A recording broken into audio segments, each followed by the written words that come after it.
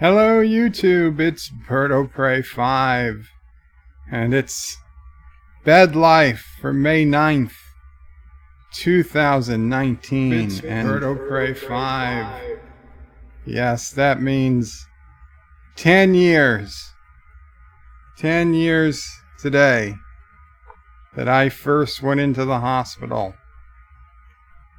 It was a Saturday, I believe. Yeah, Saturday, May 9th, 2009. MomOPrey 5 at a mere 30 years old goes into the hospital after days of, maybe weeks of abdominal pains and back pains and pains I just could not explain, and went to urologists and chiropractors and tried lots of things until my general practice physician finally said, hey, you should go to the emergency room and get checked for pancreatitis. And that's what it was, and no one expected the ride from there. You would never expect this. Yes, I was overweight. I knew I could have a heart attack. I knew I could get diabetes. I knew a lot of bad things could happen. No one ever told me about this. No one ever told me about this. Thomas Potts is first. He says hi. Welcome, Thomas. Chief Cook is second, a very close second. He said hi. Thomas says he was getting worried. I apologize, Thomas. I hoped to start earlier. But I had physical therapy today from 6 to 7. And then I needed to get some stuff ready before I started. I've honestly been working all day since I woke up this morning at before 5 a.m. I put on The Twilight Zone, watched it before 6:30 a.m. was over, and had already started working on my review of The Twilight Zone. And I tried so hard to get it out before 6 p.m., before my physical therapist came. I was working on it all day, almost nonstop. And unfortunately, it just wasn't ready. I've got maybe 5 minutes of audio left to edit, and then I just have to put it to video and render it and upload it and that stuff. So after this stream is over, I will finish up my Twilight Zone video. Unfortunately, it was it was not a good episode. It was a fun one to review, but it took a lot of time to get things how I wanted it, and yeah, I didn't want to rush through it. I didn't want to compromise my integrity and just put something out too quickly. So it'll go out tonight, and I probably won't get much sleep tonight, but then tomorrow we can go easy tomorrow and do a city skyline stream and whatnot. But yeah, it was time. I had to get tonight's stream going. John the Former Peasant says hi. Geek Factor 9, hello, welcome Geek Factor 9, welcome to the stream. The name appears new, so welcome if you're new, and if you've been around, still welcome. DJ Odyssey says, hail Bird and howdy all, and he's fifth. Hail DJ, welcome to the stream. John the Former Peasant says, August 20th, 2013, my heart failure crap officially started. Oh, John, I am so sorry. I was also diagnosed with heart failure, 2015 or so. 2015. I went to the hospital. I wasn't feeling good. They did the EKG and they said, well, it's not your heart. They did a whole bunch of other tests and said, well, we can't figure out what it is. Let's send you for an echocardiogram. They sent me for an echocardiogram and they're like, They're like, it's probably nothing. It's probably nothing. It's almost definitely not your heart. But you need an angiogram. So I went and got an angiogram, and they went in through my wrist, and they got to go into your heart, and they pump dye in you, and the frickin' machine is over you. You're awake through it all. And they give me the results. Well, the first doctor says, the angiogram, it wasn't bad. Heart, you've mild. It's mild. And I leave the hospital without the full results, thinking, it's a very mild whatever case of the heart. And then when I finally get the results, the ejection fracture is less than 30%. And that is pretty bad heart failure. But they can't figure out why. The angiogram actually said that my arteries were clean, which was freaking amazing because I used to eat cheeseburgers and french fries with cheese and stuff like there was no tomorrow. But God, somehow my arteries were clean, thank God. But they didn't know why the heart wasn't doing well. And they actually sent me to go to another hospital because they wanted to put in an electronic pacemaker. But speaking to my old doctor and my new doctor, they were like, maybe give it 6 months. Give it 6 months, get another echo and see what it says. Because it could just be a virus. And so we waited 6 months. We got another echo. We actually got the echo done at home. And it came back good. It came back good. And since I've had maybe 3 or 4 more echocardiograms, and supposedly the ejection fraction is back up to normal. So I don't know if it was... See, but the thing is I haven't had another angiogram. So part of me worries that it's still not good. But the doctors and the lab technicians who do the tests assure me that, well, not the lab techs, but the people who read the tests, assure me that it's all good and that I need to stop worrying. But I'm one of those people who is now always going to worry until and unless I get another angiogram, which is not something I want to have. But I don't know. Do I want to know? Maybe. There's not a hell of a lot they can do for it. There's not a hell of a lot they can do for it. Oh.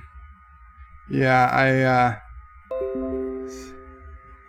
heart failure is no joke, John. I hear ya. Geek Factor 9 says, look for specialists at a university medical center. They are usually very advanced. Yeah, well, I went to a teaching hospital. It was supposed to be one of the best, perhaps, in Long Island or even the city. But, you know. Well, true story. I went in for pancreatitis, okay? My triglycerides were 5,600, okay? 5,600. They're supposed to be like 150, okay? The doctors there never saw them that high. They did the test, like, I don't know, multiple times trying to confirm, at least 3 times, trying to confirm that number, and it kept coming back. Like the blood was like noticeably coagulated with triglycerides or something. And yeah, they had not seen that.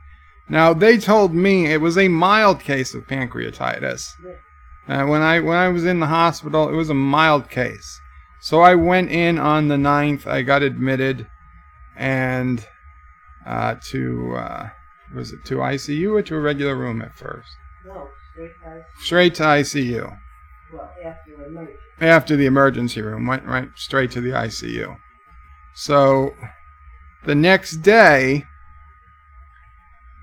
which was Mother's Day, I'd yet to been sedated. I was still in just severe severe pain. But I had been laying in a hospital bed now for like 8 or 12 hours. I was really annoyed. I was like, I can't keep laying in bed. Despite the severe pain that I don't know what else to compare it to. I've had kidney stones, and this was like worse, because with a kidney stone you can get the occasional break if you move the right way or something. You might get a few seconds, whereas this was like a constant pain with absolutely no way, nothing. They weren't giving me any painkillers. Nothing was helping it yet. And I was like, despite that, I was like, I need to get up. And the nurse is like, well, we can sit in the chair. So she helped me, and Mom was there. And I stood for the very last time. Well, I guess second to last time. I stood, I got into the chair that was next to my bed, and I was in the chair maybe 5 seconds, and I quote, and I said, "This was a bad idea." And I couldn't, huh? Your quote was, what the hell was I thinking? Yes, this was a bad idea. What the hell was I thinking? And I maybe got another 10 seconds before I stood for then the last time and got back into bed. Last time so far. And got back into the hospital bed. Later that day, the doctor said, hey, this is going to be very, very painful, but we can put you to sleep for a few days. Most of the pain will pass. And that sounded amazing, because I couldn't take the pain. I said, do it, do it, do it. I thought I was getting lucky. I thought I was getting lucky. I was going to sleep through the pain. I'd wake up in a few days, maybe spend a day or two more in the hospital. I'd go home. Because the only thing I knew about pancreatitis before this was a close friend's father had pancreatitis. And he was in the hospital a week, maybe 8 to 10 days. And he was a lot older than me. And he was fine. I saw him like a week later after he got out of the hospital. He seemed absolutely fine. He was back at work. He was doing everything he was doing before. I'm like, oh, pancreatitis. Pfft. You know, it's not that serious. But, you know, if he can get through it, I'm sure I could get through it. No, quite different. Quite the different experience. Thomas Potts says, so Bird of Prey, I sent you a list of songs. For $10, you can do them on another bed live stream. Thank you, Thomas. You sent it on Discord. What? Geek Factor 9 at a university. I understood. Thank you. DJ says, October 31st, 2015, when I had my heart issue and when they wheeled me in for surgery. October 31st, 2015. Was that the same day? Yes. October 31st, Halloween, 2015, Yes. was the very same day I got wheeled into surgery to remove the 50-odd kidney stones out of my right kidney by Dr. Okiki, which I spoke about yesterday. Yes, that was the very same day, DJ. The very same day. John, the former peasant, says, DJ, farming sucks when you ain't a young buck no more. Everything sucks when you ain't a young buck. Thomas Potts says, I won't be at yours or Anti-Trekker's stream tomorrow. I'm sorry to hear that, Thomas. I hope you're doing something good. Cool, interesting. Geek Factor 9 says, thank you, been here a few times, found you on Anti-Tracker. Very cool. DJ says, most things suck when you ain't a young buck. Absolutely, DJ, exactly. And Geek Factor says, lol, we're playing medical poker. I think I have at least a flush. Now, we could play it. I've got, listen, if somebody comes out with the royal flush, then they can beat my 4 of a kind. Or straight flush, I guess, even. DJ says, I only got 3 of a kind, heart attack, diabetes, and rheumatoid arthritis. Are you on Top Chat? No, I'm on live chat. You skipped a few. What did I skip?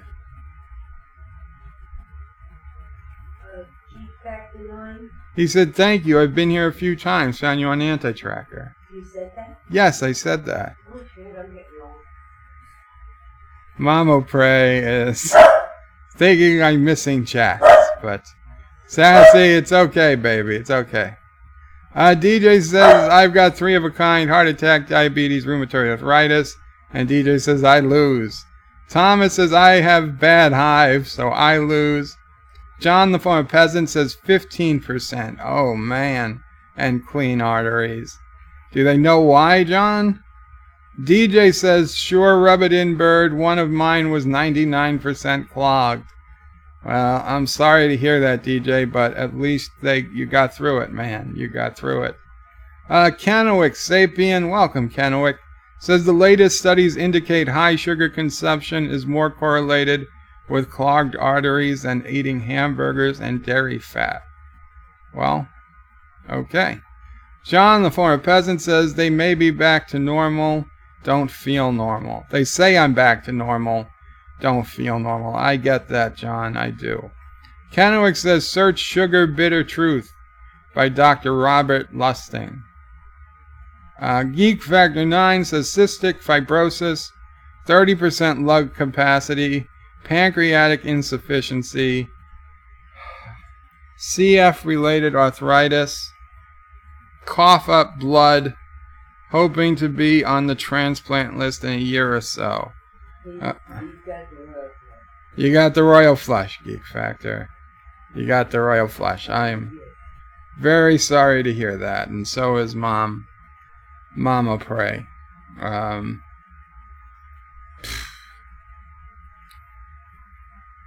Yeah. When you can't breathe, that's no joke. That is no joke. It's not something I talk about a lot, but I do have some lung capacity issues of myself, not to your extent, but that and a nasal drip and keeping a lot of phlegm, COPD. Luckily, I'm not coughing blood, and luckily, I don't need a transplant that I know of, but ouch.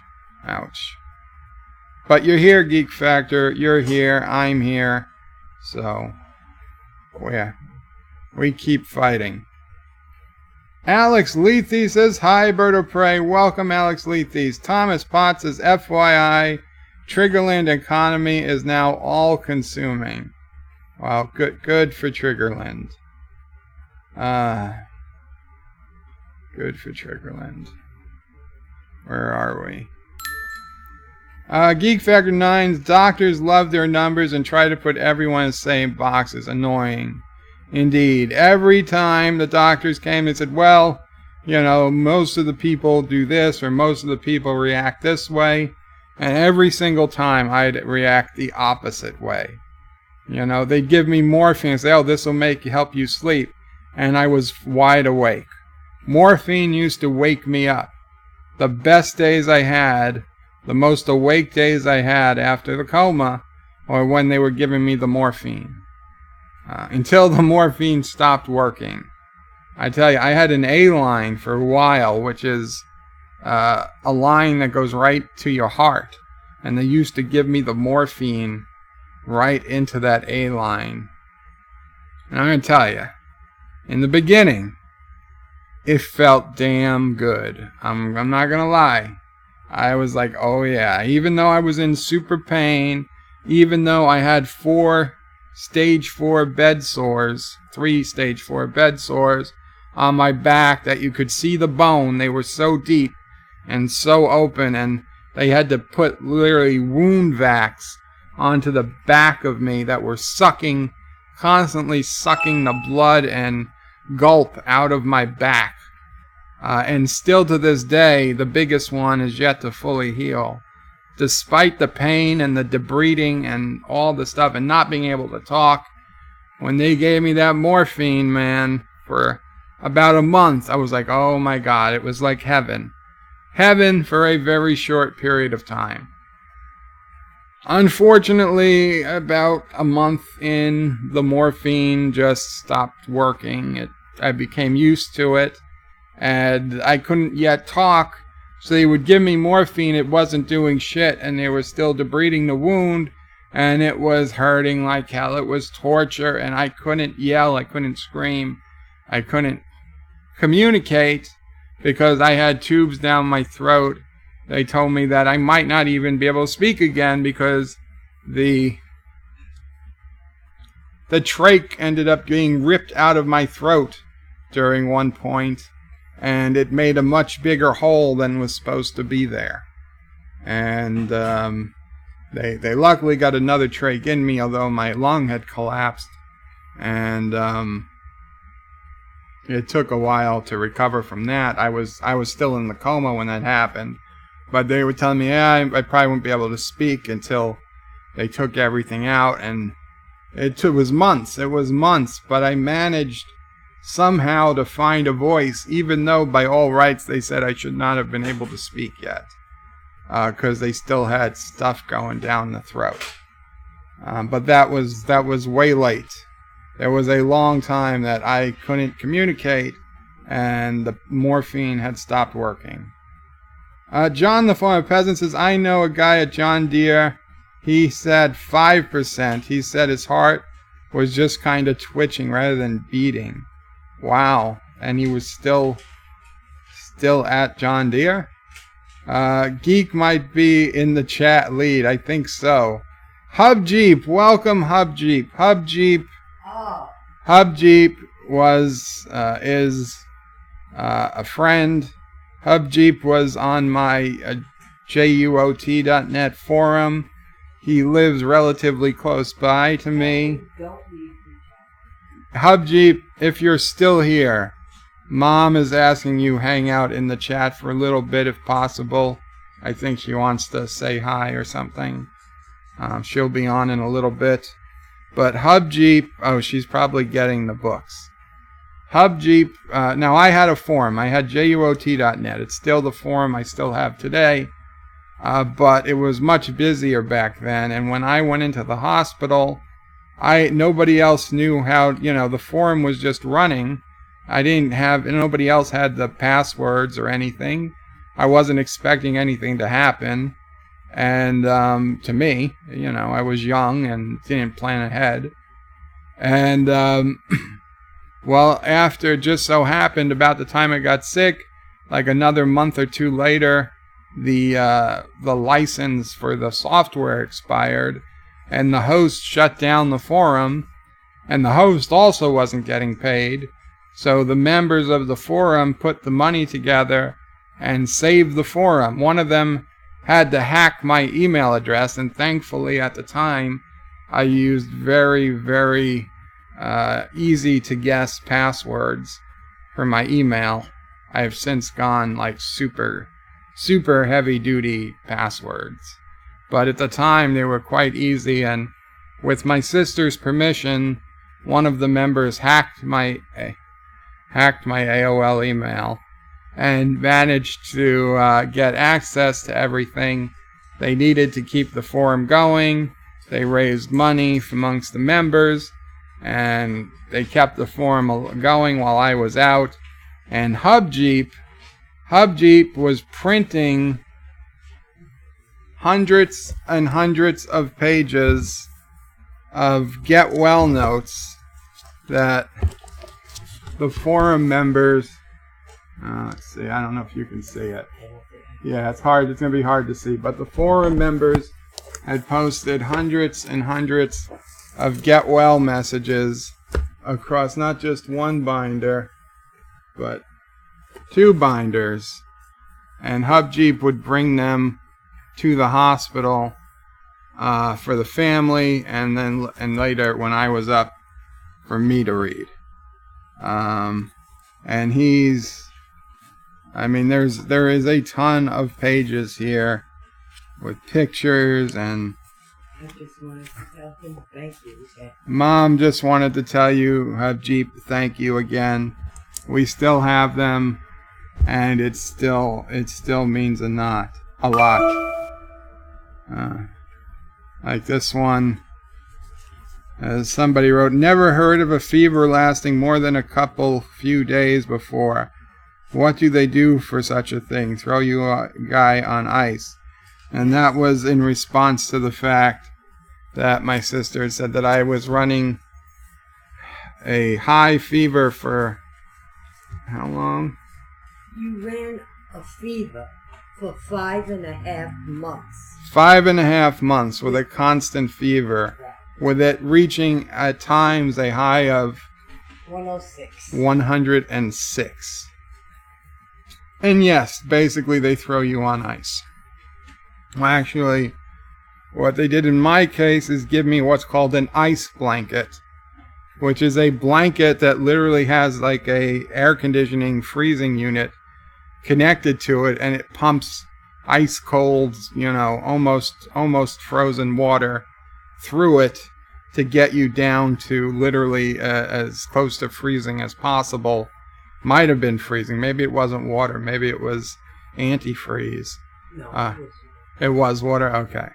To get you damn near down cold as quickly as possible. I gotta tell you, I loved that. I loved that ice blanket because I liked it cool. I liked the cold, and that was cool. The only problem with it was loud as hell, and it blew heat everywhere else because it's basically like having an air conditioner just emptied into the room. The exhaust just empties right into the rest of the ICU.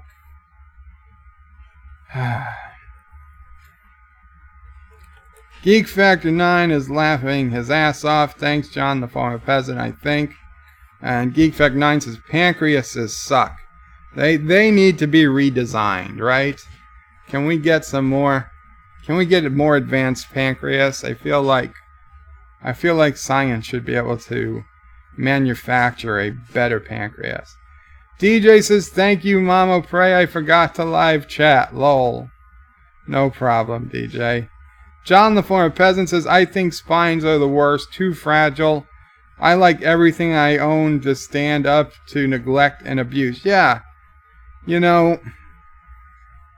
Some people think that the fact that our spines are so crappy in general, and it's not just if you're overweight, okay? I know plenty of people who aren't announced overweight who have just as bad back problems as I used to have. That the spine is so bad because, just perhaps, humans did not evolve on Earth. Perhaps we evolved on a planet with, say, 30% less gravity. And so our bones aren't quite up to the task of supporting our bodies our entire life. I don't know. It's a theory that's out there. It's not the worst and craziest theory I ever heard, so it's just something to consider. You ready? Okay, MomOPrey is gonna speak a little, so she'd like to say a few words, but not on camera. So she's just gonna come over here off camera and speak. Is it ready? Yes, it's all ready. The red light's on. Just speak into this part. If I stand here? You're not going to be on camera. Okay, the camera comes here. Okay. You're completely fine. All right. Trust me. Okay, I'll turn it that way. Thank you. Wow. First of all, I'd like to thank all of you guys and women, if there are any women here. Not just for today, but for every day. Because I don't think you know how much you've actually helped Joe and myself. 10 years have been hard. I'm not saying they haven't been hard on me, but they certainly have been harder on him. Everybody I hear is, telling me how wonderful I am. And I don't think I'm wonderful. I'm just a mother. And he's the wonderful one. He always has been. Before Joe got sick, in our family, even though I'm his mother and his father was his father, Joe was the adult. He was the one that thought ahead, that planned things out, that was really going places. Where his father and I were more laid back. I mean, yeah, we did the right thing. We weren't out getting drunk or hanging out on street corners. I mean, I was the middle-class, stay-at-home mom when he was in school. I didn't need to work, so I volunteered in the community and in the school. I mean, we had a pretty normal... He had a pretty normal childhood. But somewhere along the line, at a pretty young age, he seemed to have a grasp on life much clearer than I ever did. And I still do. But anyway, I think I'm just being a mom. And though that year in the hospital was unbelievable, and he came so close to death so many times, that, yes, I want to see him walk for his sake, but not for mine. I am still a stay-at-home mom. To me, I'm not doing anything out of the ordinary. But I think he is. In order to keep his attitude and his drive and just doing what he does, to me is terrific, and you guys have helped so much. Then, when you get finished talking about all the medical problems, I've got a whole load of funny stories from the year of the hospital. Because there were quite a few things that, like, oh my God, I don't believe that just happened. But it did. But even when the doctor said to me, Mrs. D, everything that could have gone wrong went wrong. And I said, no, it didn't. My son is still with us. So everything that could have gone wrong didn't. And that's it. I'm grateful to have him here. And thank you all again. Now I'll turn it back to you, and I don't want you to cry. Love you, son. And John, if you're still here, thank you. Give him a wrench. Okay, John, you gotta find you. I don't know if you're still here, but he did say you're welcome. Glad I could help earlier on. I don't even have the option to give him a wrench. It just says go to channel. Oh, well, I don't know. Well said, Mom. He is still here. He is still here. That is very weird. I can't. I wonder if there's a limit to the number of wrenches I can give out. And perhaps I hit it. Thomas said which John? All of them. Oh, John being Hub Jeep. Hub Jeep, I'm sorry. Sorry, yes, Mom meant John being Hub Jeep. Yes, there's another John in here. Oh, thank you. That's who she meant. Thank you, MomOPrey.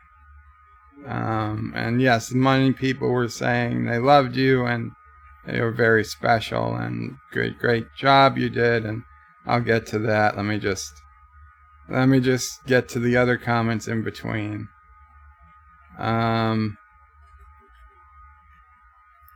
Thomas Potts says, hello, Sassy. Alex Lethe says, you missed me. Did I miss you, Alex Lethe? Hi, MomOPrey. I thought I said it. I apologize, Alex. DJ says he's almost to you, Alex. Oh, okay, that makes more sense. John DeMarco says, greetings, everyone. Welcome, John DeMarco. Must have got something in my eye. Geek Factor 9 says, nah, man, we all have something or could get whacked by the random bus. Lol, indeed.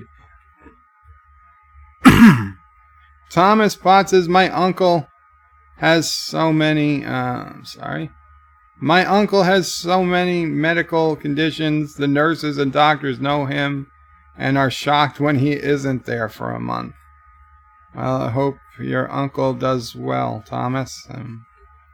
DJ says, random bus, hell, my nephew wants to push me out into traffic if I ever get in a wheelchair. Only thing that keeps me going these days. Alex Lethe says, yay!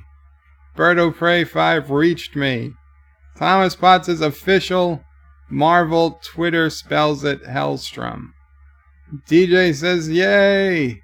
DJ says, Bird, only 532 subs to go till I have to unsub to put you back to $9.99. DJ says, I'm kidding. YouTube already announced it takes 2,000 subs to get monetized. Well, DJ, I looked. It was 460 something, I think. But I wouldn't be surprised if tomorrow it's back down to 430 or something. For some reason, YouTube keeps bouncing it around. John, the former president, says, but honestly, had to be less painful than Lore singing. Hubjeep did say he was still here. John, the former peasant, says, well, I got to see Big Bang now later. Take care, John. DJ says, hope it was no one you knew, Bird, that was driving the Jeep of the pic I sent you. I haven't opened Discord yet today, DJ. I'll take a look. DJ says, AOL, always offline. Not for me. Thomas Potts says, MomOPrey password is Jeep 5. Damn it, Thomas. DJ says, well, I think Hubjeep deserves a wrench. He does, but it's literally not letting me give him a wrench. Canoic Sapien says, Hubjeep puts chat to shame. Different time on forums. Different time in those days. Let's see. Can I take a wrench away from somebody? No. It's funny. YouTube isn't letting me give any wrenches or take away any wrenches right now. I guess I'd have to do it through the main screen. Josh Street says, hi, Bird and MomOPrey. Welcome. Thank you, Josh Street. John DeMarco says, we salute you, Hubjeep. And Canoic Sapien says, Hubjeep is too modest. Josh Street says, Bird, MomOPrey must be from the Bronx and she is tough enough to deal with your sickness all these years. No. Born and raised in Brooklyn. Excuse me.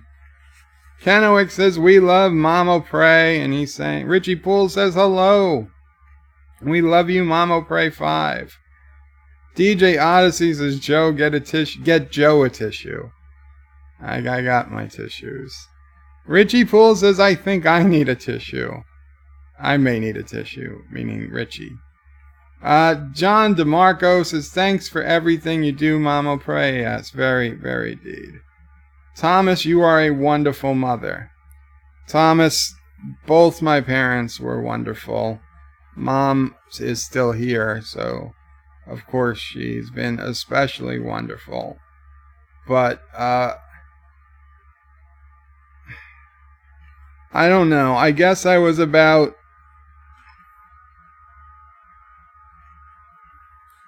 16, 18, when I realized just how special my parents were. I mean, looking back, I was a bit of a spoiled child. When we had money, I had a lot of toys. When we didn't have money, I still got some toys. You know, I never knew at the times that we were poor until until later on. And then I went to work so I could do something about it.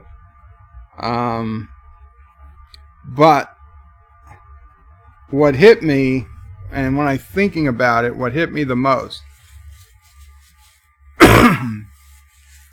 and there have been, I mean, there's just so many things they have done for me and my sister, but back, I was in high school, and we had to move from a relatively big house to a smaller house that was attached, like what most people call a townhouse, and it still had 3 bedrooms. But in the old house, I had the entire basement as my bedroom, and my sister had the second biggest bedroom upstairs, and of course my parents had the master bedroom. And then there was a little tiny third bedroom that had been my bedroom before I moved down to the basement. But when I was a little baby kid, my parents asked me which bedroom I wanted, because I was the oldest, and stupid me chose the little bedroom, because as a little kid I was like, well, the little bedroom is across the hall from my parents' bedroom, so I could technically look out and see that my parents' bedroom if I needed to, which I thought would bring me comfort, whereas my sister's room, which was much bigger than mine, was at the end of the hall, so she couldn't see anything if she looked out her door. And that decision gave me the shittiest bedroom in the house for many, many years. Until I was old enough, I was like, okay. And I braved it, and I was like, you know what, I'm gonna use the basement as my bedroom, and we turned the basement into my bedroom, and it worked out well. Now we had, even in the whatever it was, late 80s, early 90s, I guess early 90s, some Radio Shack plug-in intercoms, so I could intercom right upstairs, God forbid, of an emergency or something. And so anyway, so I had a pretty decent setup in the basement. But then we had to leave, we had to move, and it was in high school, and we go to the new place, and there's a good-sized master bedroom, a decent-sized second bedroom, and again, a really shitty, small-sized, small bedroom. So what do the parents do? My parents do. I got the master bedroom. My sister got the middle-sized bedroom. And my parents took the tiny bedroom. I have not seen that happen with anyone else yet, since maybe it has for you guys. No. My reasoning behind that decision? I'm sure you had a good reason, but still, it's... Okay, let's hear the reasoning. But still, that was freaking unheard of. None of my friends had the master bedroom in their houses. Okay? And I don't know anyone else's parents yet, no matter how good their parents were to them. And I'm saying there are certainly people with good parents. It doesn't mean their parents are bad if they don't give you the master bedroom, but they gave me the master bedroom of the house. How often does that happen? So here, Mom. What was the logic? It made a lot of sense to me. The house was smaller than we were used to. You would have friends come and visit, and you hung out in your bedroom. Your sister would have friends come and hang out in the bedroom. Daddy and I entertained. We do it in the living room, in the dining room, downstairs. We didn't need a big bedroom. We weren't entertaining anybody upstairs in our bedroom. Made sense to me.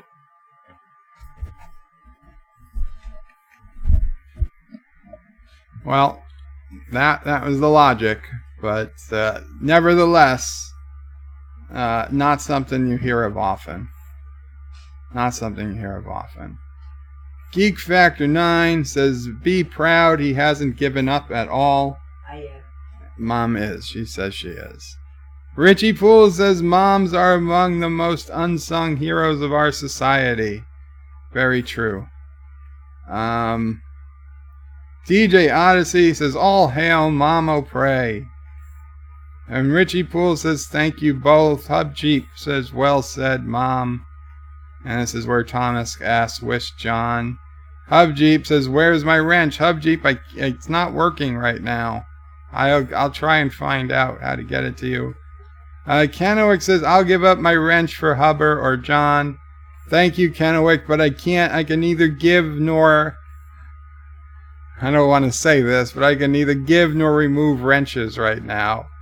I guess I would have to go to the YouTube page that DJ Odyssey told me about last time. I'd have to go to that page to give or remove the wrench, which is a bit of a pain right now, but I'll get to it to get Hub Jeep a wrench next time I'm there. DJ says, we'll take my wrench and give it to him. I can't, DJ. Richie Poole says, take DJ's wrench, he won't mind. DJ says, nope, I won't. Richie Poole says, I am now hitting the road and driving home. We'll be listening. Have a good ride, Richie Poole. DJ Odyssey says, see ya, Richie. Geek Factor 9 says, sorry, listening in the background while editing drone footage. I get it, Geek Factor. You don't need to apologize. For my Uber channel, not the pop culture one. Urbex channel? Well, check out Geek Factor 9's channel. DJ Odyssey says 468 at this moment. Very cool. And Josh Street says, bird check Discord. Okay, 1 second, Josh Street. Thomas Potts says, when's your birthday? I hope Mom tells us embarrassing stories about you as a kid. Oh, there's plenty. My birthday is November 13th. November 13th. I was originally supposed to be born on October 31st, but wasn't ready to come out. And they were going to induce labor or something, but somebody got shot and they had to use the operating room for the guy who got shot. And by the time they were done with the guy who got shot, the doctor was like, let's give it some more time. And it ended up being another 2 weeks. And then Mom had to have a C-section to get me out because MomOPrey is a 4 foot 10.5 inch woman, whereas I turned out to be a 6'4" massive beast of a man. Thomas Potts says, when's your birthday? DJ Odyssey says, woo! I had my finger on the mute button. Was scared she was going to say we only entertained ourselves in the bed. Luckily, she's outside. Thomas says, lol. Kennewick says, bird is a Scorpio. Yes, was there any doubt? Geek Factor 9, my other channel is Urban Exploring. I'm just signed on right now under Geek Factor 9 account. Well, check out Urban Exploring, Geek Factor. You can post in a URL. I'll approve it. Urban Exploring is pretty cool. Not something I've ever done, but I've watched videos on it. It's good stuff. So 10 years. It doesn't feel that long, I'll be honest. I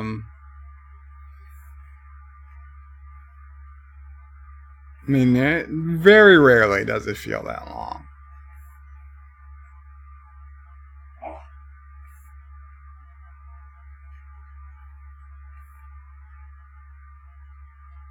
I wish I had some words of wisdom.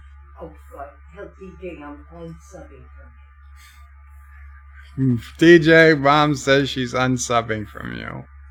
Because she got back to the computer and she read your comment. You lost the sub, DJ. No, okay, she's kidding. She's kidding.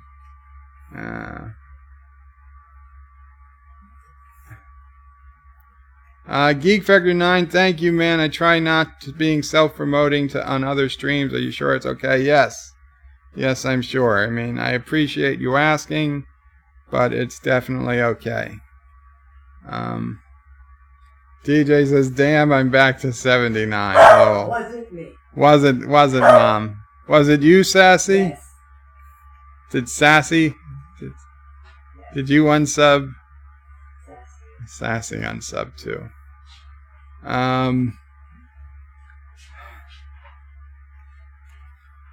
So I gotta say,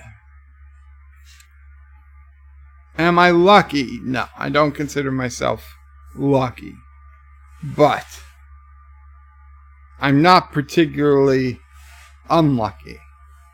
Things could be so much worse. I wasn't ready to come out yet. You can quote me on that. That's fine. And exploring with CF, I assume that is the link to the Urban Exploring channel. Very cool. Guys, check it out. I'm opening it now. I'll be able to look at it later. Kennewick says, we love Sassy too. Very cool. Very cool. That was me sharing my other link from my other account. Cool, Geek Factor. I opened it. I'll take a look at it after the stream. DJ says, MomOPrey, you should have seen the look on his face as he tried to read that. Hey, you were outside. I was going to say something. I was going to say something good. What was I talking about? Man, it's gone. What was I? You don't consider yourself lucky. Oh, right. Oh, I don't consider myself lucky, but I'm certainly not unlucky. The 10 years prior to me getting sick were amazing. Okay, I did things few people have the fortune of ever doing in their lives. I was doing it while I was young. When I got my job with Mr. Frank and Sidney Frank Importing Company, I could not have imagined what was in store for me. I mean, he was a literal billionaire. Not $1, but $2.5 billion. And he took us pretty much wherever he went. Somehow, through whether it was divine intervention or me being that shrewd at business, which I don't think I was that early. A lot of it was just frickin' either luck or divine intervention. I wound up in a place in my company that I was literally getting the best of both worlds. Both as a quote-unquote office person and also as a member of Mr. Frank's kind of personal staff. When he would travel, I would travel. We would stay in the nicest hotels. I would get the frickin' presidential suite for the day or two before he even got to the hotel while I was there just setting up televisions. Okay, my whole job for some time was just go there and set up an internet-connected television, which in 2003 was a difficult thing to do. They didn't have sling boxes yet, but I managed to get something working. Okay, it was a lot of... He didn't care how much it cost, okay? I'd have bought the same thing in 15 different cities because it wasn't worth shipping it home and shipping it back. We'd give stuff away when the trip was over. He gave away a brand new refrigerator. It was used for 2 weeks. He went to an island. He bought a refrigerator for a hotel room, a full-size refrigerator, used it for 2 weeks, and then gave it to one of the hotel staff who was crazy happy to get this refrigerator. I mean, that was the type of stuff. I bought $50,000 projectors. $50,000 projectors. And we were projecting movies onto yachts. Because there was one summer, he didn't get one yacht. He got 2 yachts. One yacht for him and a second yacht for his staff. So we could follow his yacht from port to port. So we would use one of the projectors, because he didn't want one. He always got 2. 2 just in case something happened to the one. It also made it easy for me to troubleshoot. So he'd have one projector on his boat, which he was just using to fill like a 6-foot TV. But of course I bought the biggest, most overpowered projector I could find that would actually allow up to a 300-foot wide screen. So at night, in the port, we took out the projector and we used his 180-foot long yacht, I believe, 120 or 180, I forget which. But I think it was 180. Mom remembers 180. 180-foot long boat. What was it? Big Play. It was called Big Play. And we were projecting, I don't know, some movie. I mean, I forget what it was. It was whatever a recent movie of the time was. At the port on it. And this thing was lighting up the port to the point that the port police came over the radio and told the captain we had to shut it down because it was interfering with something. So it was, but we had like a good half hour of watching a movie on the side of a yacht. We had trips to Hawaii. I sunk a Jeep into the beach of Lanai, the northern beach, the abandoned beach. There was no cell phone signal. There was no nothing. It was me, Mr. Frank's wife, one of his chefs, and one other person. We were in 2 Jeeps. I was in the lead because I was the Jeep guy, and I was following directions somebody had given me.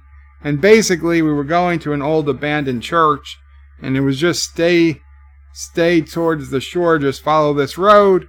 But then there was a fork in the road, and I said, well, I know this beach is near the shore, so I should stay closer to the shore. So I went left when I should have gone right. But I thought was a fork in the road was actually a sand barge, like tide pool. So the guy behind me stopped going, thankfully. I'm like, why is Larry lagging behind? Why is Larry not coming? I'm going forward still. And slowly the Jeep stops moving. And I look and I get out, and we're like 6 inches deep in muddy sand. And Larry is looking at me from up, and he's shaking his head. And I've got a picture where I've tried digging the Jeep out with my hands. Let me bring up that picture. I was digging the Jeep out with my hands, trying to save it, because it was a $500 towing fee, because they knew idiots would get the Jeep stuck. If, they said, be careful. I was like, don't worry, I'm a Jeep guy. I know what I'm doing. Yeah. Of course, I was the only one to get the Jeep stuck. The other people with the Jeeps, they didn't get their Jeep stuck because they didn't try to do anything like I was trying to do. I knew I could push it, but, as I said before, you don't know your limits until you go beyond them. So, yes. And the tide was coming in. So I was desperately trying to save this Jeep. Let's see, Hawaii. Halloween, Hawaii. Jeeps. This is how I have my phone, my pictures separated. Catamaran, golf, Gus's picks, high-low, Kona house, Lanai. There we go. Lanai Jeeps. Yeah.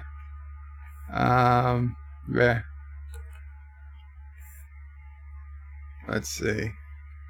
Nope, that's with a muddy Jeep but a clean Bird o' Prey 5. Where is the muddy Bird o' Prey 5 but the relatively clean Jeep?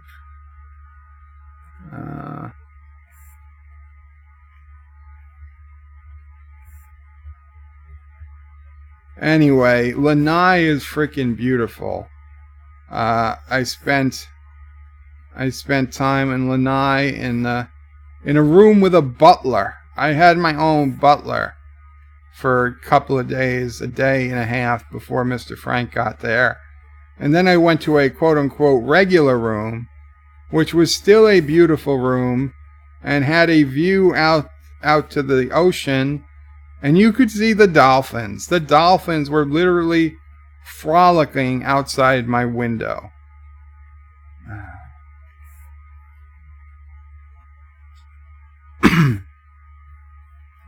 Come on, where's this picture?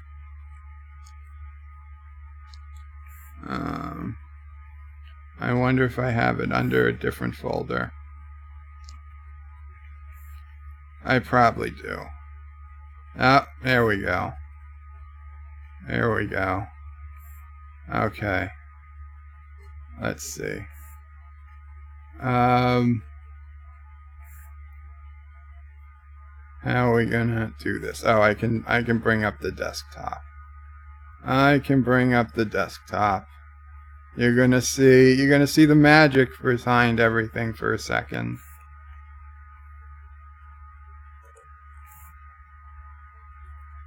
There we go. So this is the Jeep, and the yellow Jeep behind me is Larry, who didn't follow, luckily, as it was sinking further and further into the muddy sand, and I was trying to dig it out with my bare hands, as you can see in the back, and there I was, a bit muddy, but I tell you, it was a blast. And the fact that I had Mr. Frank's wife with me meant that I did not have to pay the $500 to get the Jeep out of the mud. Oh, you see this little bucket? This is a bucket I found on the beach, because the beach is right through these trees, and this water is what comes up at high tide. At high tide, this whole area is filled with water. So that's why it was so muddy. So we had to get the Jeep rescued before high tide came in. Yeah. Good times. Good times. There you go. You get to see my system set up.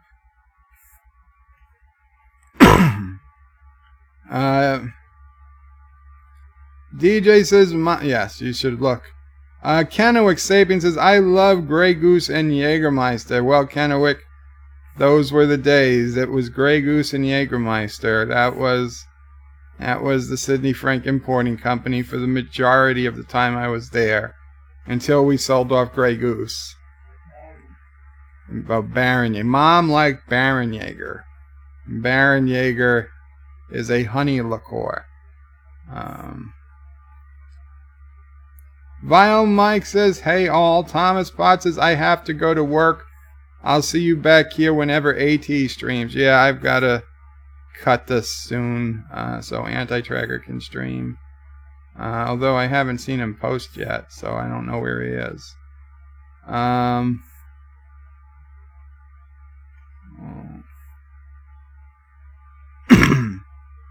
Let's see. There we go. Let's hellos and goodbyes. Canoic Sapien says, for those who don't know, Sidney Frank imported Jaeger and Grey Goose. We imported Jaeger. We imported Geki Khan Sake. We imported Baron Jaeger. We imported Hudson Bay Scotch. We imported Tommy Bahama rum. We created Qapla rum, which was the rum that they hired me to make because it had an electronic bottle. Qapla rum, Mr. Frank wanted an electronic bottle, and that's why he wanted an electrical engineer, and that is why I got an interview, and that's why I got hired, and that is why my life took the direction it took.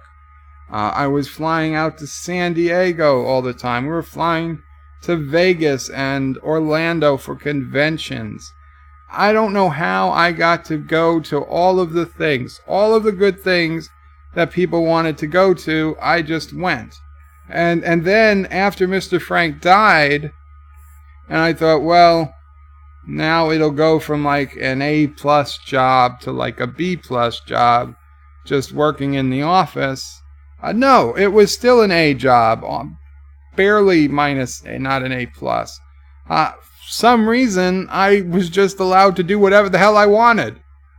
I was allowed to do whatever the hell I wanted. I don't think anybody really knew who I worked for. They would just approve my expense reports, and I could basically do whatever the hell I wanted. Now, I did a lot of good stuff, don't get me wrong. It's not like I just sat in my office all day playing on Xbox. I only played on Xbox at lunch. But I did a lot of good stuff. I did videos for the company. I did IT stuff. I did technology stuff, security system stuff. I've said this story before, but I judge how well you're doing by how many keys you had on your keychain. And god damn it, I had a key for every single thing in that building. Okay, and the holy grail of building access in New York City or in their surrounding area is roof access. And yes, I had the roof access too. That was the last thing I got. There was nowhere else to go. After roof access, that was it. So I had the roof access for, I don't know, a good year or year and a half before I got sick. So it was like, well, there was no place to go but here. I mean, you're literally on the roof. There's no place to go. There was no place to go but up. And that was it. I was on the top.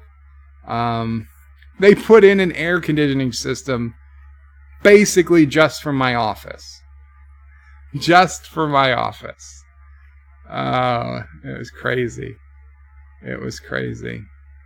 I wanted to go to Arizona because they were doing a sales conference in Arizona. I was like, yeah, I like Arizona. So I don't know how. I know to this day I don't remember how. Oh, I remember how now. I went to I don't know. He was either the CEO or one of the vice presidents and said, yeah, I think I should head out to Arizona so I could check their laptops while they're out there. They're all going to be in one place, and I can do, maintenance on their laptops. So what was it, like a 4-day conference? A 4 or 5 day conference? I go there, I spend the whole week. I spend, I don't know, 2 days doing updates to laptops, and for 2 days I'm at a resort for free. One day, one of the guy there said, oh, let's everybody go out on a sales call. Now, I wasn't a salesman. I had no sales experience.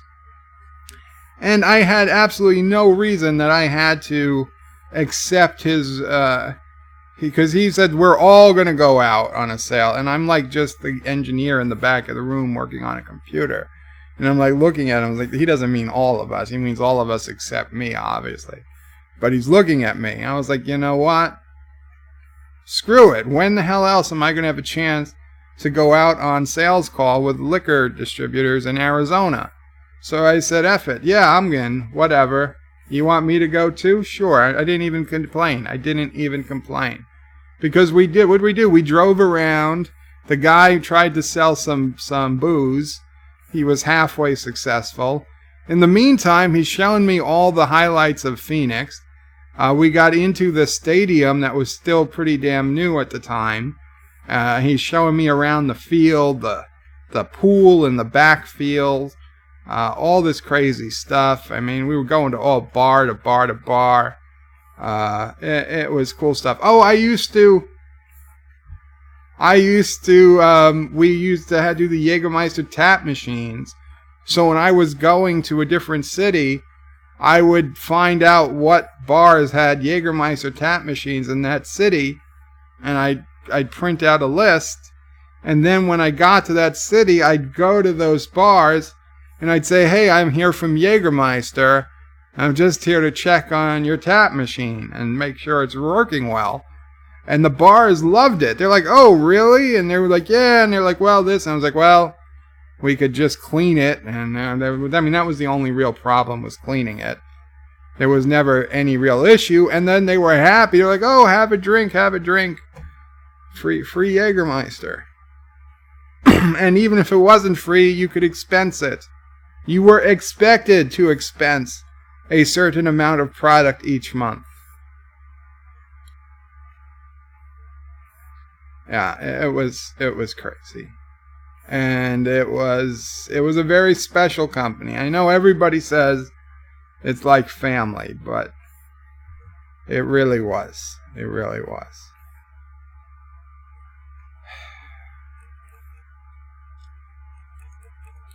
Brian McFarland says, hi-de-ho, everybody. Hi-de-ho, Brian. John, the former peasant, says, save the Jeep, save the world. Alex Lethe says, they weren't trying to do anything like I was, like Jeep swimming, artificial reef making. DJ Odyssey says, lol. Alex Lethe says, night. Good night, Alex Lethes. Multi-Gunman says, hi, Bird. How's it going? It's going good, Multi-Gunman. Just reminiscing about the 10 years prior and my time before that. DJ Odyssey says, night, Alex. DJ says, well, after that beach pic, I suspect it was also Bird driving the Jeep pic I sent him on Discord. Oh, yes, I have to go to Discord. Excuse me. I'll be right back. Let's go to Discord.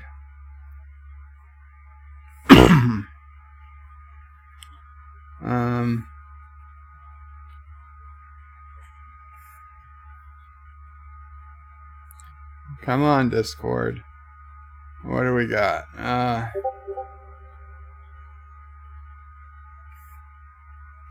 Josh Street is first. Let's see. King Joe of House MomOPrey 5, ruler of the kingdom of bed life. Very cool, Josh Street. It looks like a screenshot from Hearts of Iron 4. Oh, an anti-tracker went live, and he says, so yeah, MomOPrey 5 is running late. Sorry about that, anti-tracker.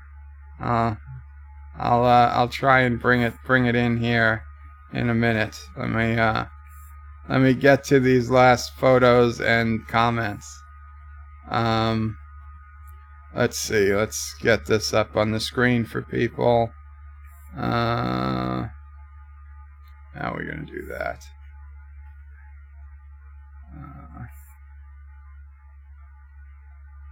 Oh, anti-tracker.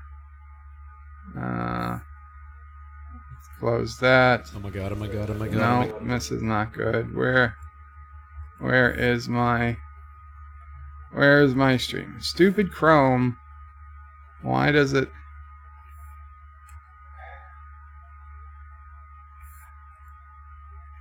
What happened to my stream, Chrome?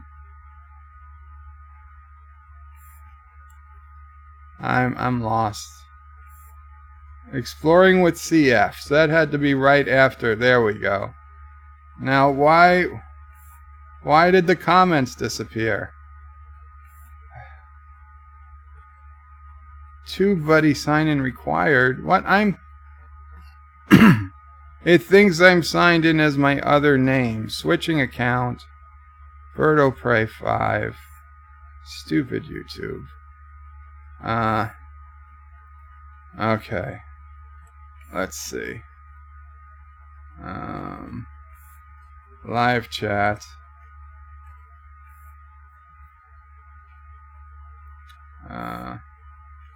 Okay, let's see. Can we get this open? Copy link. Opera browser. Here we go. And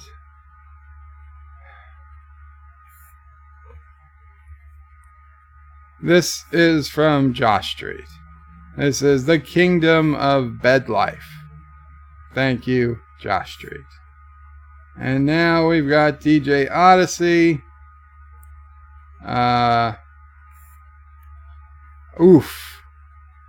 Oh, this looks like Sedona. This looks like Sedona, Arizona. Maybe Moab. I'm not 100% sure. Somewhere in the Southwest. Somewhere in the Southwest. Yes, this Jeeper had an unfortunate day. An unfortunate day. Honestly, I'm shocked that it crushed like that. But hey, at least the passenger cabin remained. Oh, and there's a Jeep behind him too. He'll be okay. That'll buff out. Yeah, it's always good to go in 2 at a time with Jeeps, just in case one runs into trouble. TJ. Oh wait, did DJ have a second picture?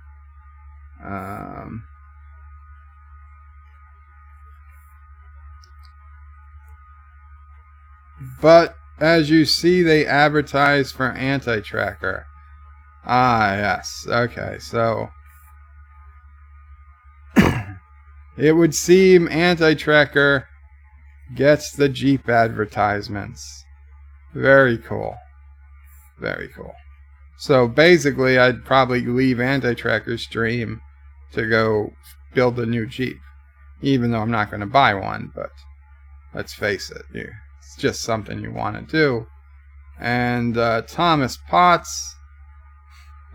Oh, Thomas. Thomas.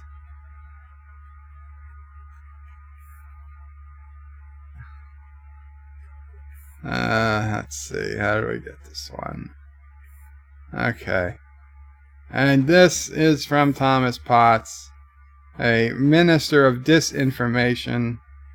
There are no enemy troops in Karoga. No enemy flags will ever fly over Karoga soil. And that appears to be my face wearing the cowboy hat with the Karoga logo, the Karoga flag, poorly photoshopped onto Baghdad Bob's body. And for those of you not old enough to remember Baghdad Bob, when we went to liberate Iraq, he was telling us there's no American troops in Baghdad, even as the American tanks were rolling across the city. And it looks like Thomas Potts put anti-tracker's flag, Triggerland's flag, and I'm sorry, is that DJ's flag? I don't know who that other nation's flag is, but they are all traitors. They are clearly all traitors. And okay. Now that's everything on Discord. So I am now going to minimize Discord. I am going to come back to the chat. I am going to finish the comments, and then I'm going to go to Anti-Tracker's chat.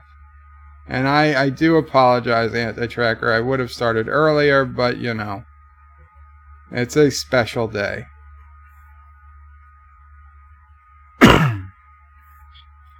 Thomas says, I don't need to hear about your birth. I wasn't going to tell you. I guess I did already. Geek Factor 9 says, thank you, man. I'm not being self-promoting on other streams. Oh, I'm way back. Okay. I can skip ahead. Yes, Heidi Ho. Multi-Gunman. Alex says good night. Richie Poole says good times indeed. And Mr. Miles says, I see the Bird of Prey hologram still isn't perfected. No, I still need to use holographic technology, although I'm pretty damn close to having a green screen. Let me show you what it actually looks like behind me. It's now mostly a lighting issue, but this is the current background. Green pillow, green sheet over the bed, and a green screen behind that. And just a little bit. If I kept my arm like this, we'd be all set. So we're pretty good, but the XSplit green screen isn't so great. So I mean, I guess I could try it, but I don't think it would work well. Let's see. Color, chroma key. Yeah, you see, that's what we'd be getting. Yeah, just using the green screen right now.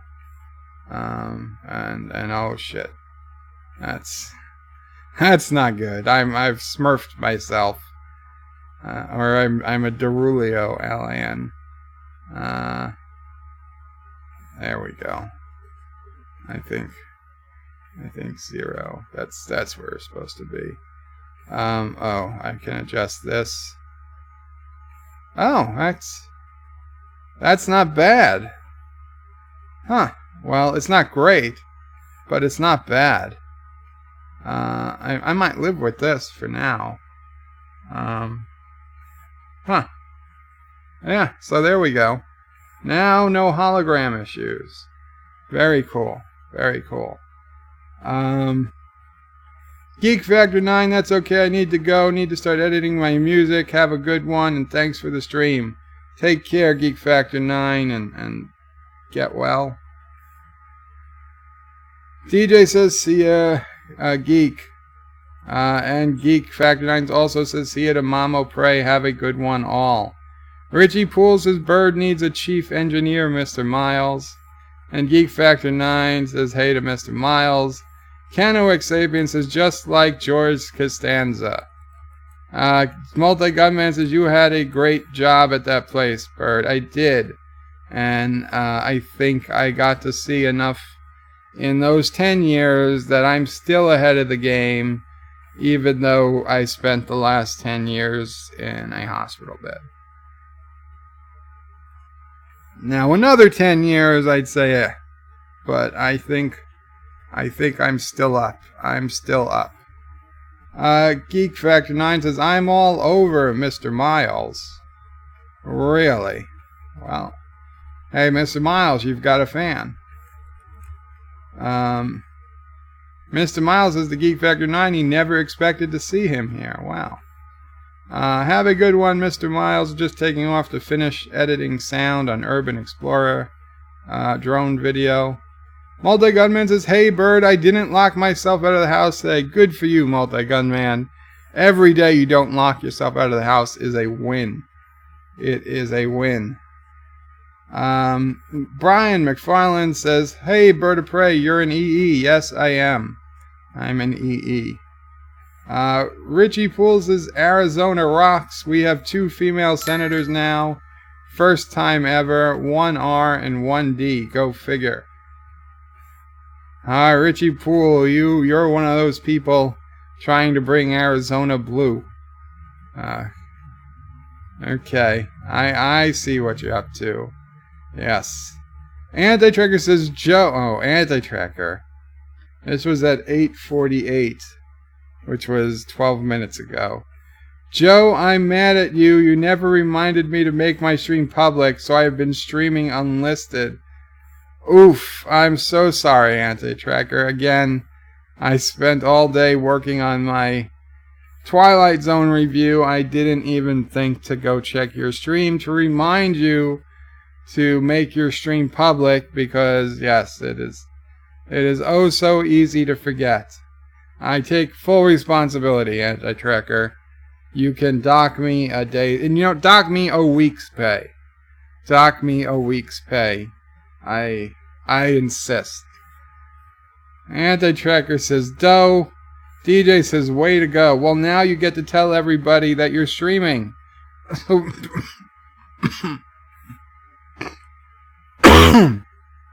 So paste in your stream. Well, I guess they know how to find you.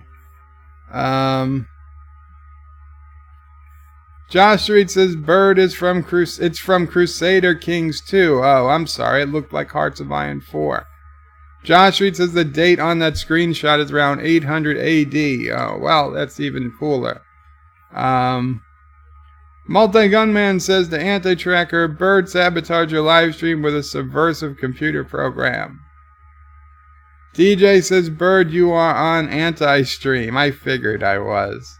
If you're watching this on Anti-Tracker stream, head on over to MomOPrey 5. That's youtube.com/Bird, the letter O, Pray 5, the number 5. We'll be finishing real soon, but you should subscribe anyway for next time. The Multi-Gunman says, Bird, the liberator of Turdistan, breaker of chains, king of Karoga. DJ says, good night, MomOPrey, and good night, Joe. Good night, DJ. Take care. Richie Poole says, Bird is going green. AOC would be proud. Richie Poole says, looks good. John DeMarco, see you over at Anti-Tracker stream. See you there, John. John Araki says, Qapla, John. Richie Poole says, gotta go. Good night, everyone. Good night, Richie. Brian McFarland says, Bird of Prey, I'm an EE2 power option.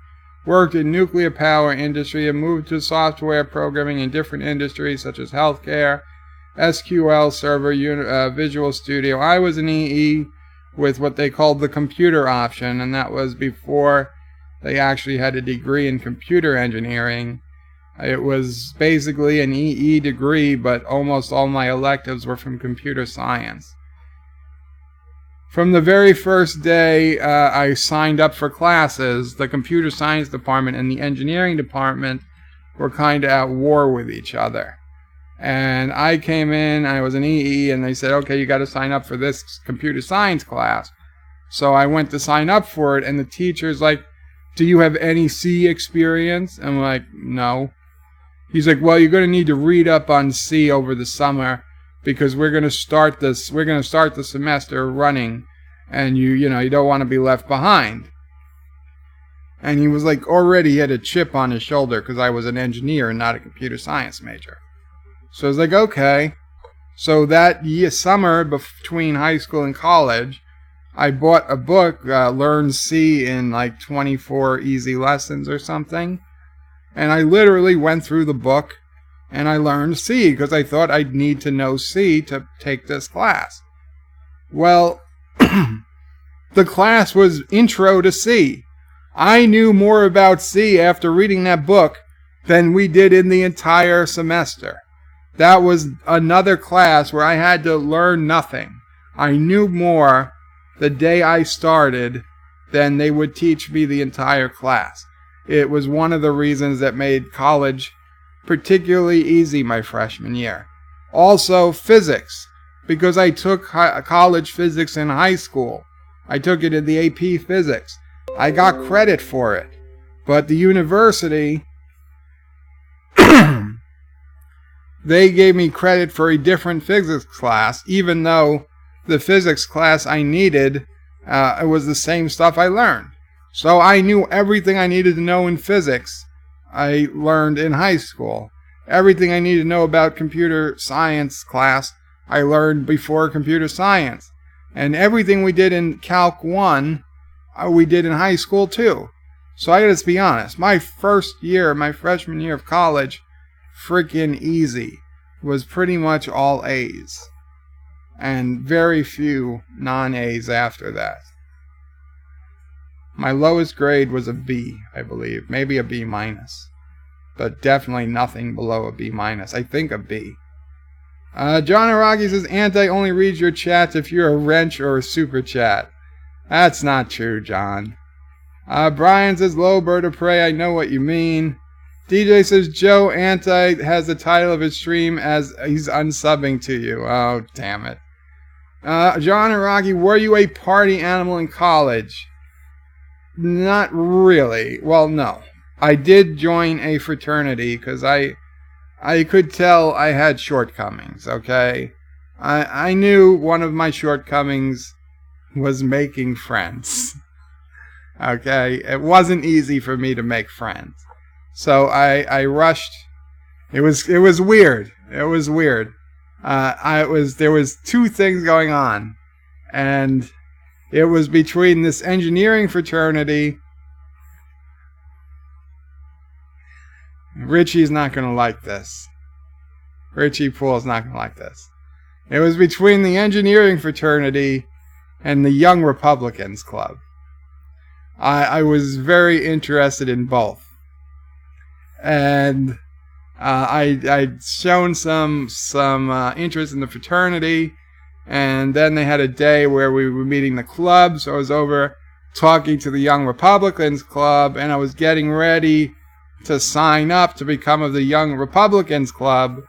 And literally one of the fraternity brothers, who ended up becoming my big brother in the fraternity, which if you're in a fraternity, your big brother is kind of like your sponsor, say. Like they're the ones that try to teach you the ropes more than anyone else. They take you under their wing.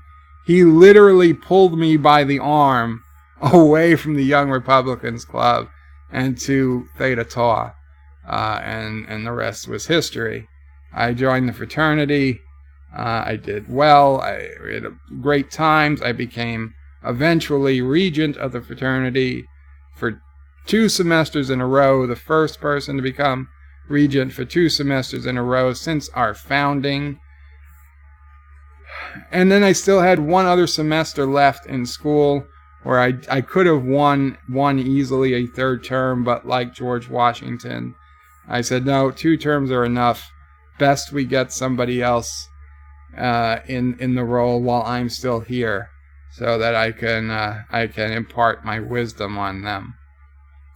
And we did, and things were good. But I was a party animal, no. But I tell you, I was gifted. Gifted in things.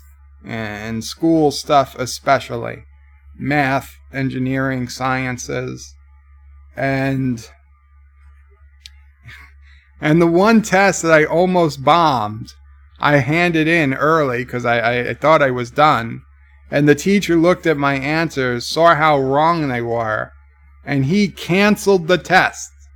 He canceled the test because if I got the questions wrong, he's like, clearly he taught wrong. He said he must have made a mistake.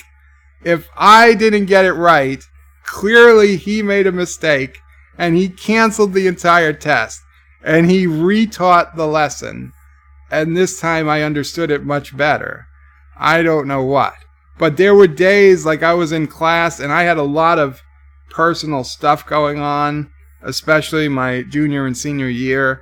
And like I'd be in a class, and I was like, I could frickin' do this class forward and backwards, and like somebody would come. Now all the engineering classes were in one building, so it was easy to find me. I was almost always in this one building, and there were always issues going on with the fraternity. There were issues going on between me and other people, personal issues, and like people would find me. They'd look to see what class I was in, and they needed my attention. They would stand at the door and like wave or something, and I'd look. And I would just get up and walk out of class and go deal with the emergency and then come back and take the class. And the teachers would look at me, but I was like, well, what? You know, I'm going to still do good on your test, so don't, you know. Can't say much about it. But I think they liked it. To be honest. Not a party animal, but I was not somebody who studied particularly hard. I studied hard, but I didn't study all day. There were a couple of times I had some really crazy like tests and projects where I worked literally through the night, stayed up 2 days. A friend had to come over at 3 a.m. In Brooklyn, and we had to change paperwork over, and he had to borrow my laptop because he was driving from Long Island to Staten Island, which is quite a drive. And he got home one night, and we were both working on a project, and his computer was gone because he lived with his aunt. His aunt sent the computer off to like Geek Squad or something to get fixed. So he had absolutely no computer. He got home ready to do this report that we had to turn in the next day at 11 a.m. with no computer. And it was the middle of the frickin' night. So he couldn't go to like a library or something. So he called me. I was like, yeah, I got a laptop. So I ended up leaving the laptop in a garbage can on the front porch of my house so he could pick it up so I could get some sleep. And then I met him at school at like 9 a.m. and he switched it off and I finished it. That was. I mean, there were a few things like that, but I mean, there was a lot of things we were doing in fraternity. We were going to national competitions. I went to Arizona. I went to Iowa for fraternity conventions. It was cool stuff. It was cool stuff.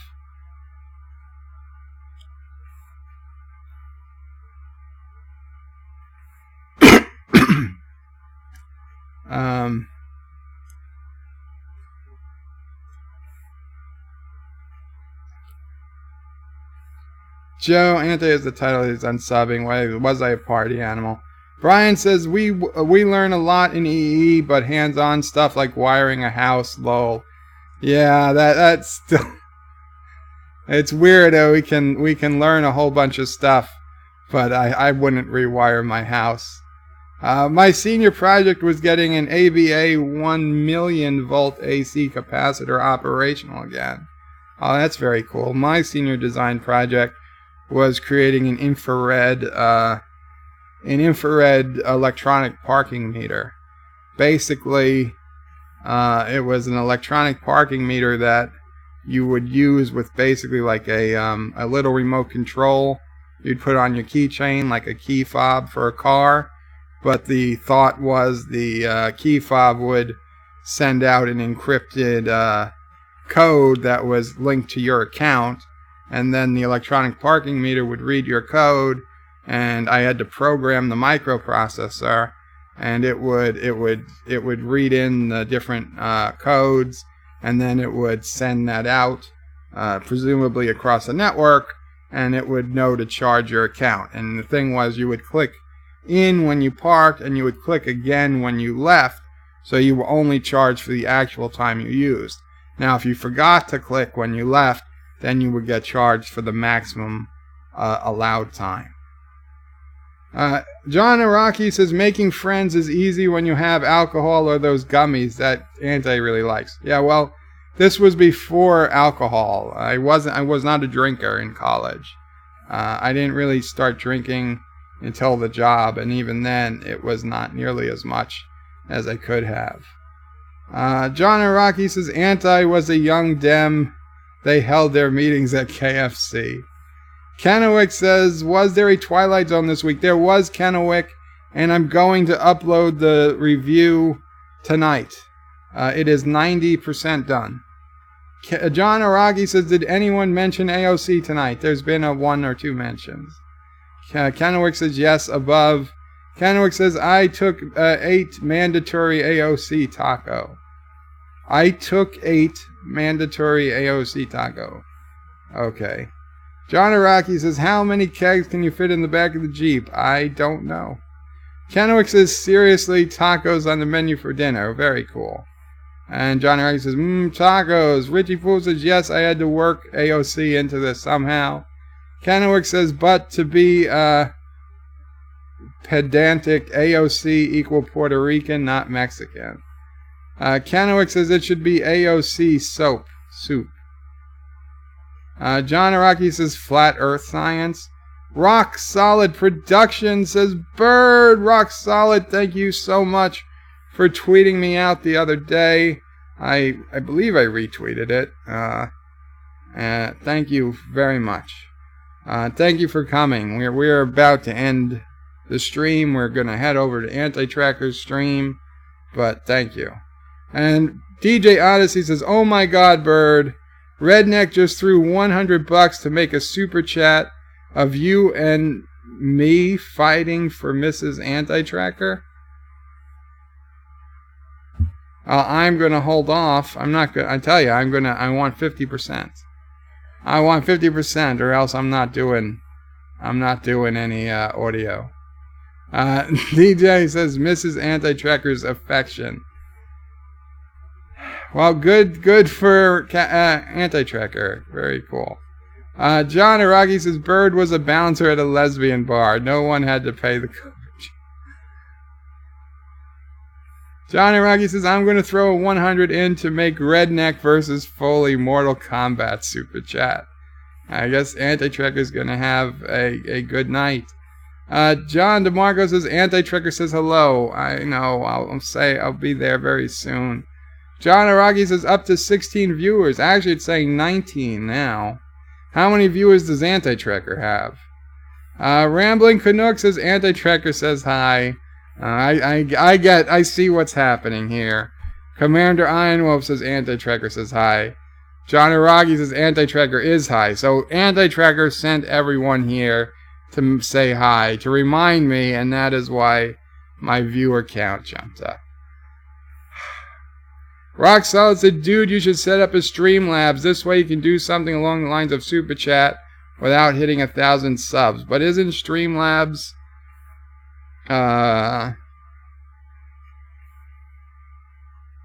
cryptocurrency? Kenwick says AT is talking Bird right now. Mrs. Anti-Tracker says quick hello. Hello, Mrs. Anti-Tracker. Thank you for coming to the stream. Welcome. Kenwick says hard to believe, but Anti-Tracker is actually saying nice things about Bird. I don't believe it. DJ says Night Breeze gives you his best, Bird. He is here at my place now. Very cool, Night Breeze. Thank you so much. Rock Solid says make sure to hit that like button. Yes, please hit that like button. Thank you.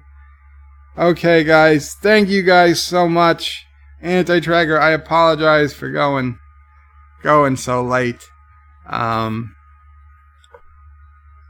Thank you all. We will do more stories and more talk about things in the not too distant future. And Rockslot says no, Streamlabs is basically Super Chat. I have mine going to PayPal. Oh, then I really should check out Streamlabs. Thank you so much, Rock Solid Productions. Kennewick Sapien says Qapla says John Araki. Qapla all. Thank you guys all for coming. We'll do more, honestly, if you missed yesterday's City Skylines and you are a Star Trek Deep Space Nine fan, even if you don't care for City Skylines, watch last night's City Skylines stream. It was honestly, I think, the best stream I've done in months. Perhaps second only to today. There was a lot of talk. We were talking about a lot of stuff. I was barely playing the game.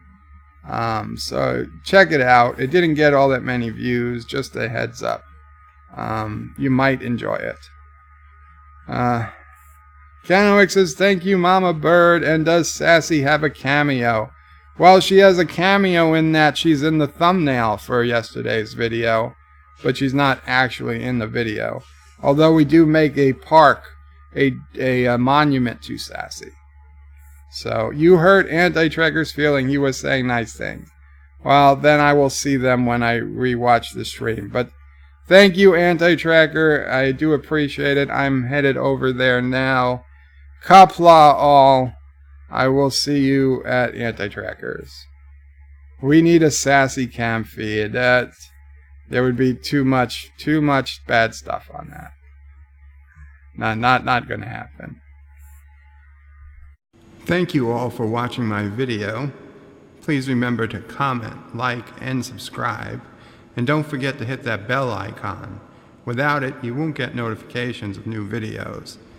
If you want to visit me, check out my forum at juot.net.